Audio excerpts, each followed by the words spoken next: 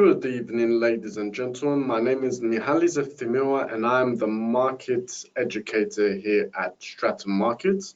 I'd like everybody to be welcome to today's webinar, where we're going to be analyzing the financial trading markets.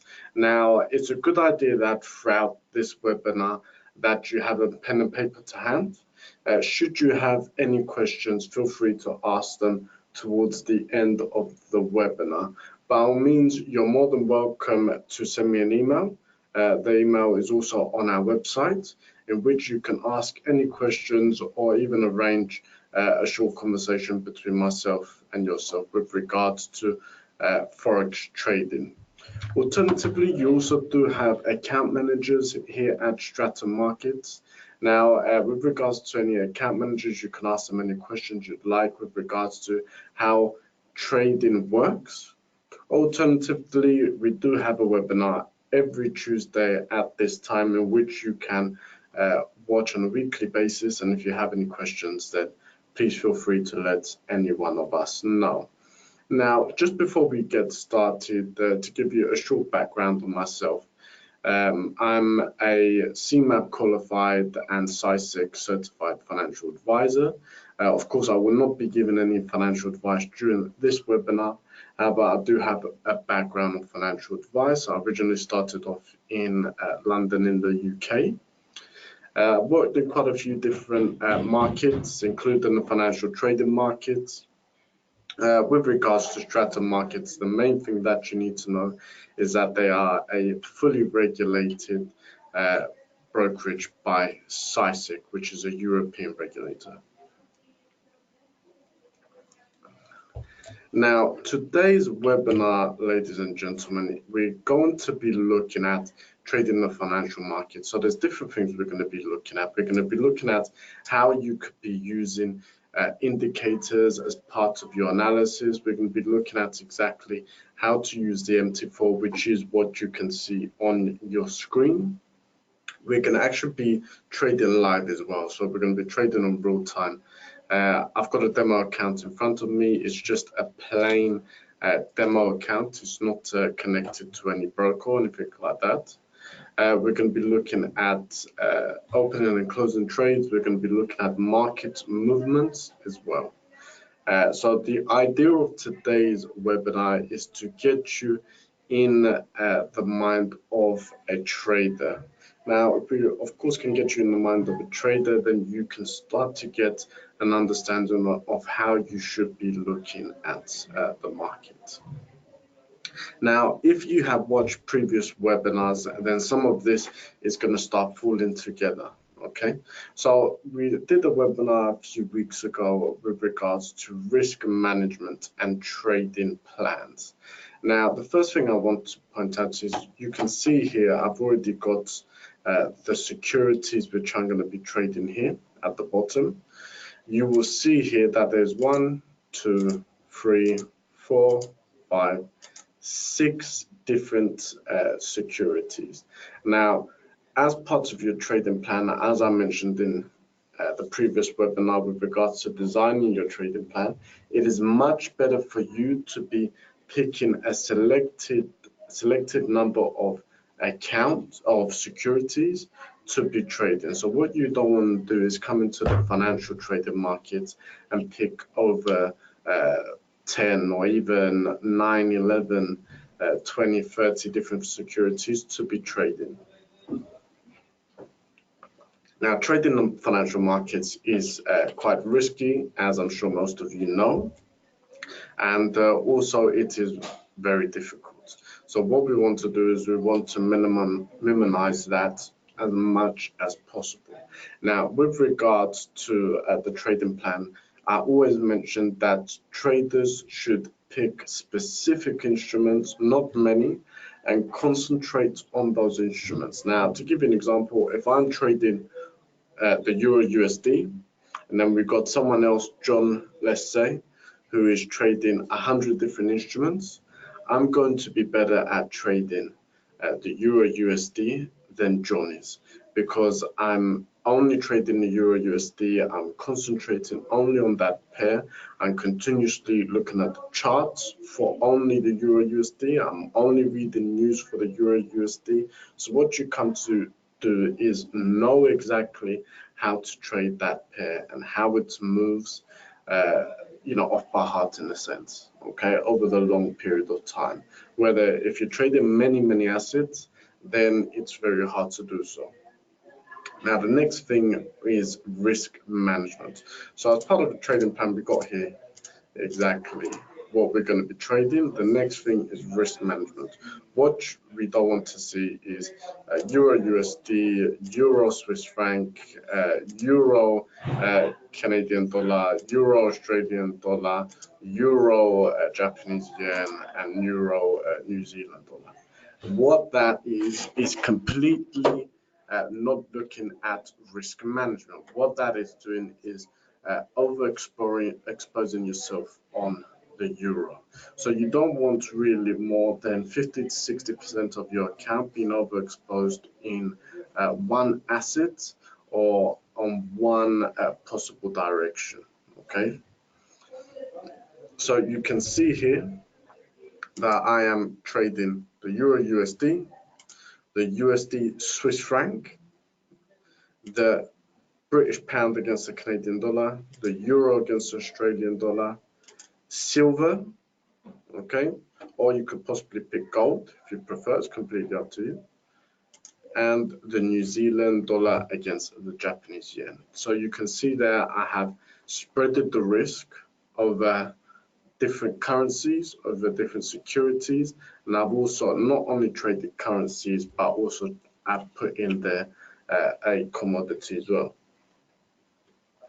Now, if you wish to, you could take one away. So, for example, the New Zealand dollar against the Japanese yen, and put a stock there, possibly.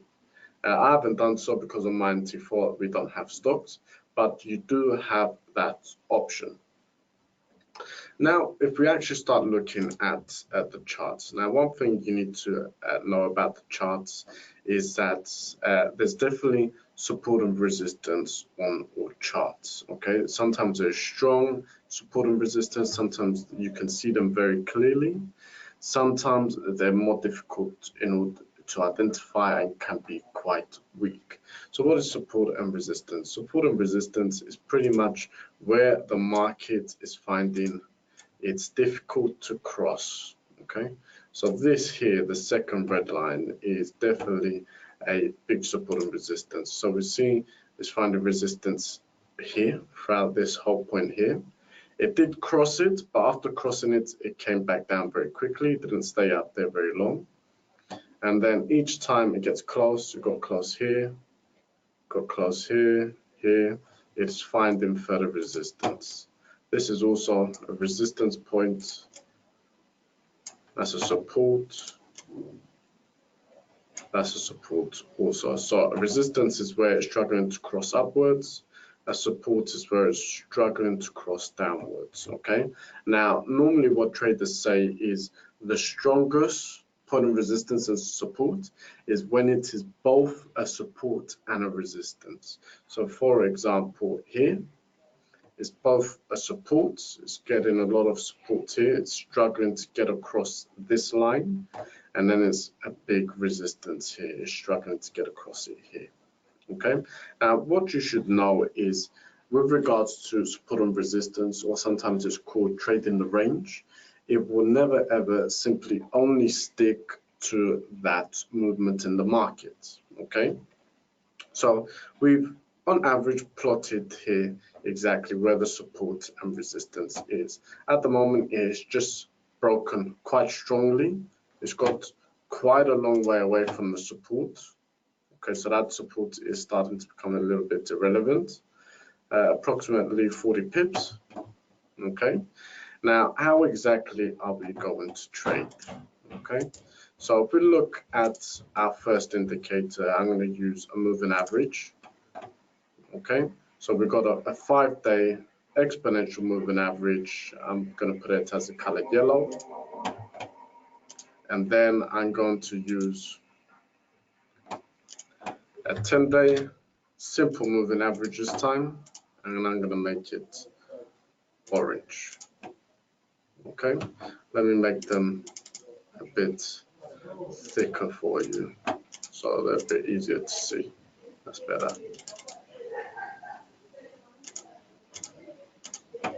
Okay, so what can we see here? This is giving you the average movement of a specific period of time. Okay, now what you will see is that there is crossovers. Okay, now if we look at the time frame we're looking at a 4-hour time frame on the Euro USD.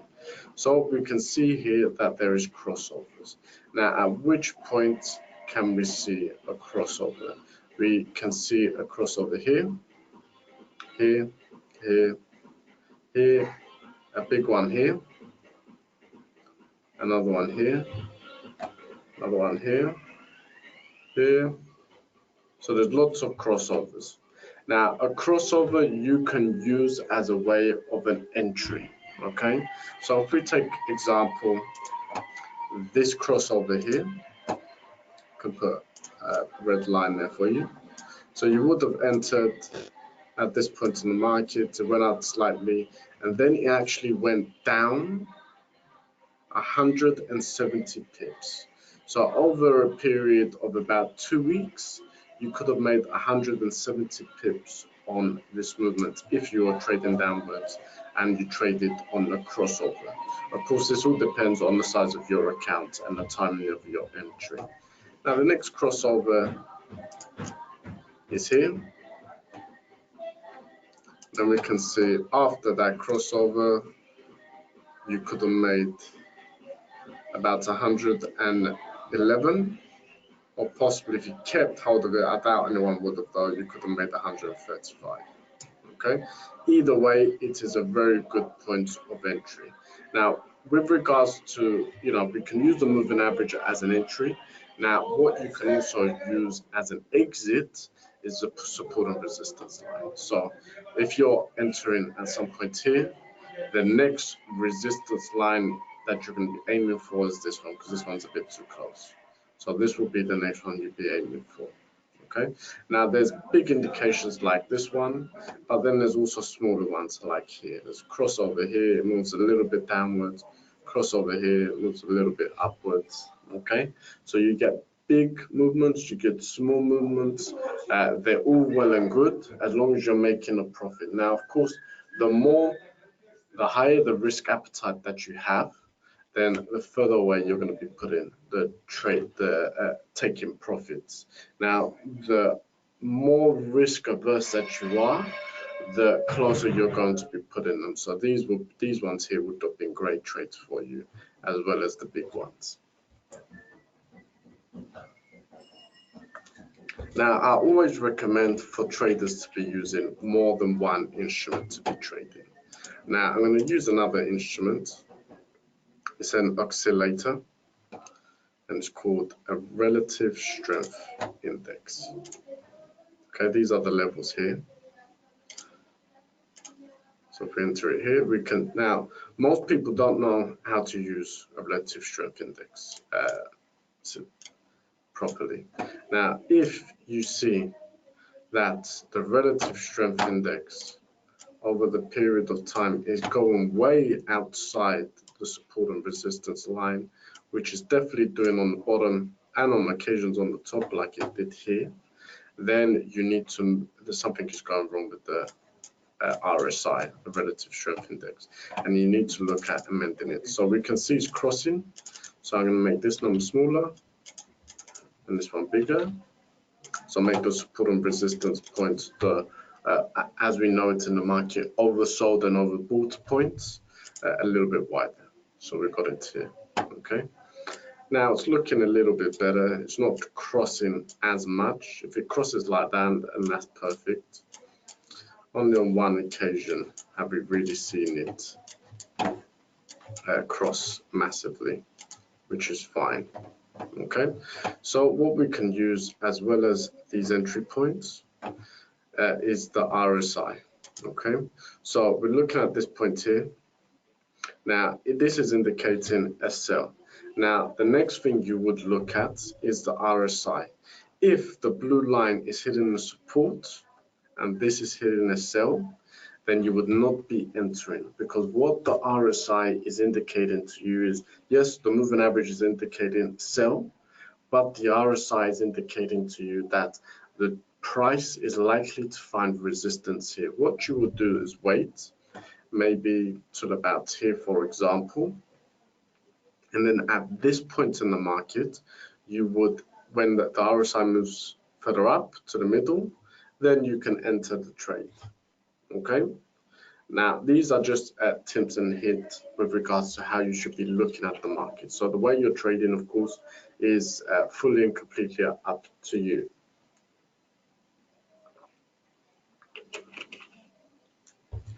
Then we got the next one here.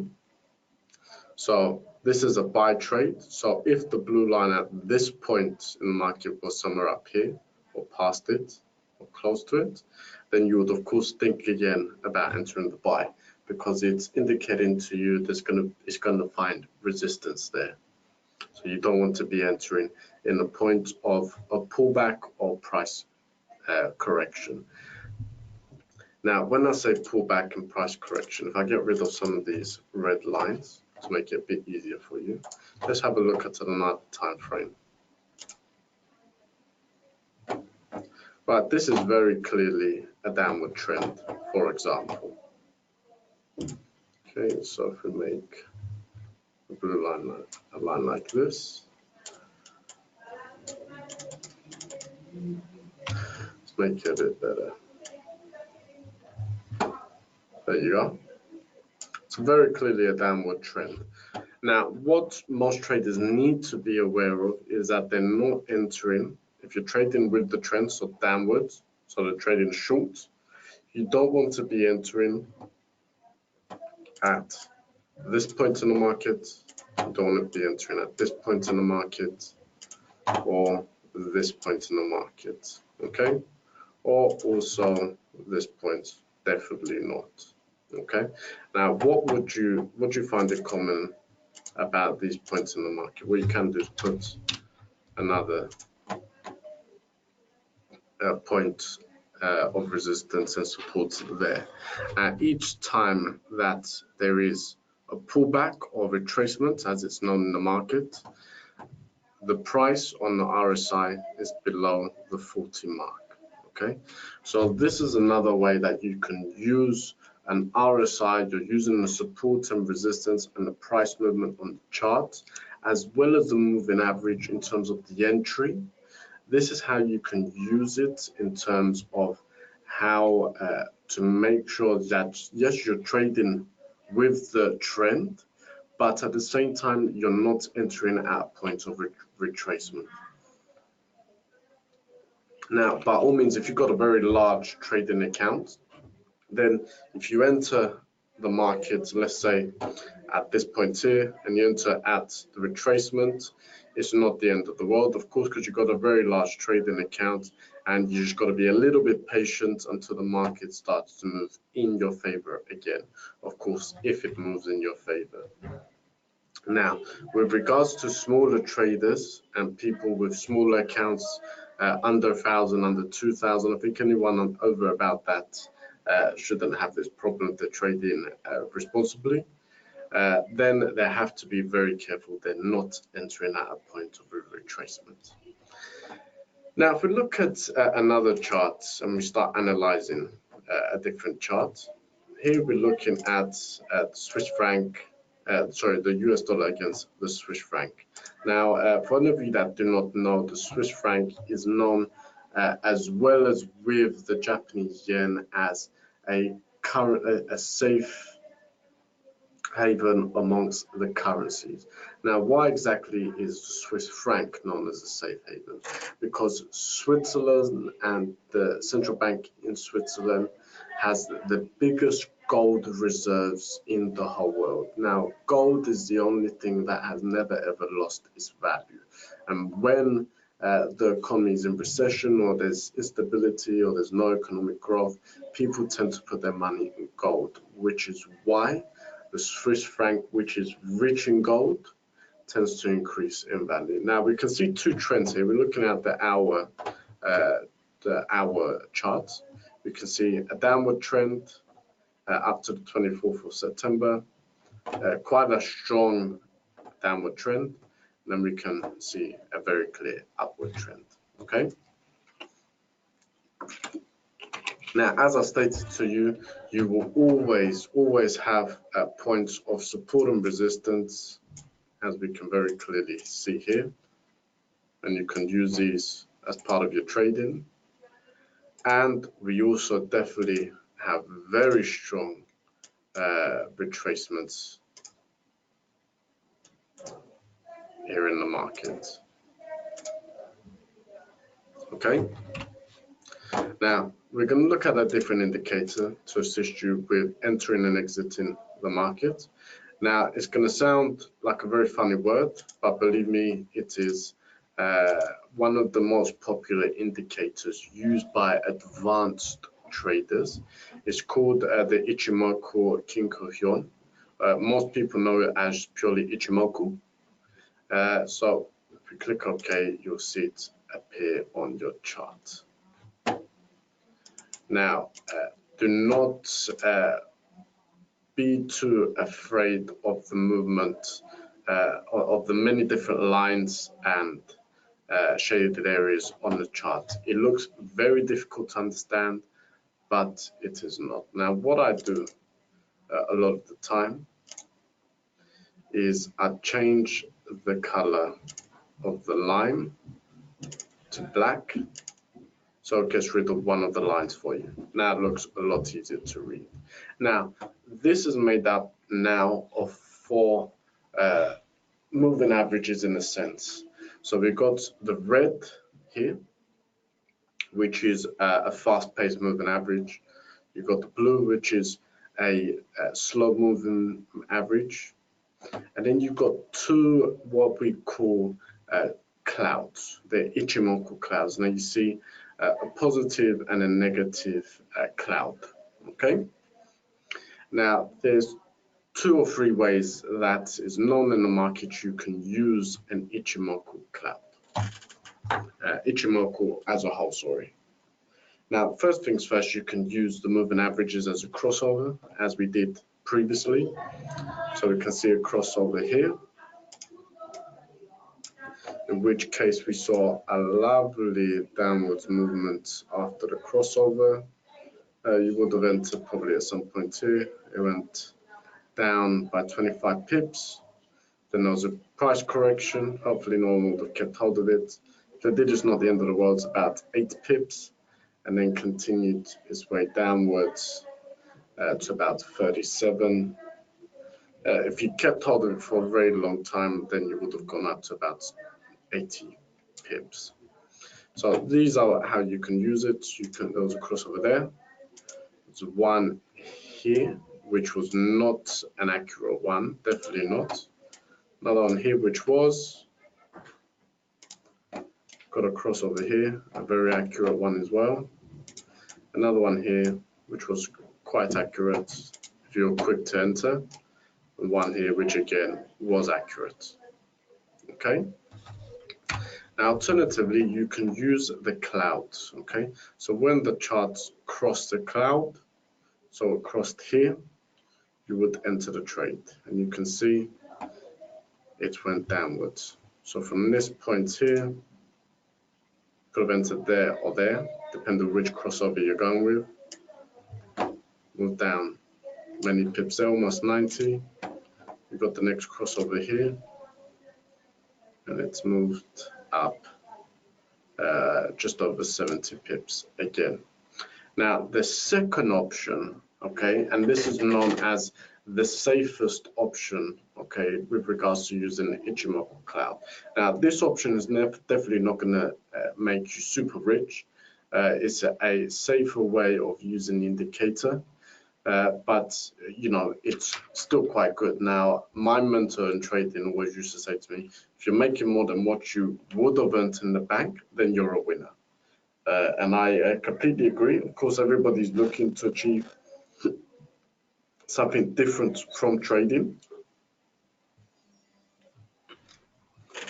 nonetheless, it is a good option when trading as well. So when the price is underneath the cloud, so in this area, you only listen and trade to indications indicating down. So here is the only one we have. Now, when it is above the cloud, or possibly on the upper side of the cloud, like here, you would trade upwards. Okay, on this occasion, there's only two indications, okay, which is why I said to you, you're not going to become super rich, because you're definitely not going to get involved in many trades. So you would not listen to, for example, this one. You would not listen to this one or to this one. Okay, just an example. Also not this one. So there's only two trades you would have got involved in. This is another indicator that you can definitely use.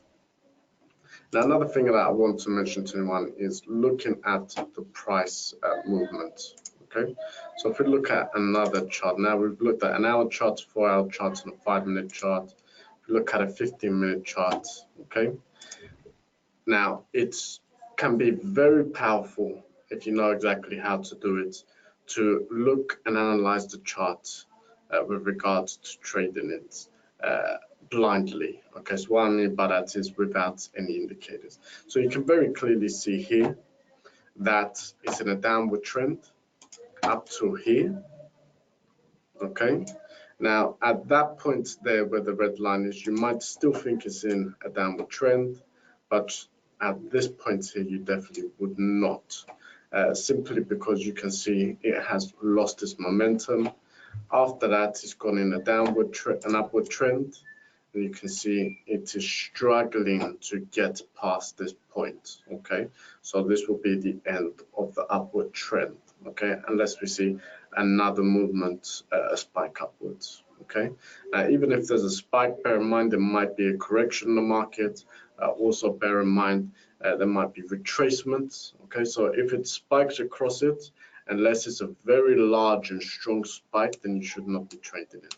But you can very easily be looking at the charts and using it as a way to identify when there is going to be a retracement and when a trend is starting and ending. Okay, so this brings us to the end of today's webinar. Really, I just wanted to give everyone an indication of how you should be viewing the markets and be looking at trading the financial markets. You can very clearly see here how I'm using indicators and price movements as a way to analyze the market, as well as support and resistance as well. Now, we haven't actually opened any trades, but I can open a trade for you so you can see exactly what I'm referring to. If we use a crossover here, we can see there's about to be a crossover. There's about to be a crossover there. It is underneath the 40 point of support. Okay, so we're at a point where there's most likely going to be an upward trend. So it'll be at this point that I would click a buy. Okay, now that brings us to the end of today's webinar. I hope it was informative for everyone. Remember, everybody, that trading CFDs is definitely a risky market, so make sure you do your homework with regards to the risk and make sure you're comfortable with it. Should you have any questions, please feel free to get into contact with us. In the meantime, trade safe and trade responsibly. Have a good evening. Bye-bye.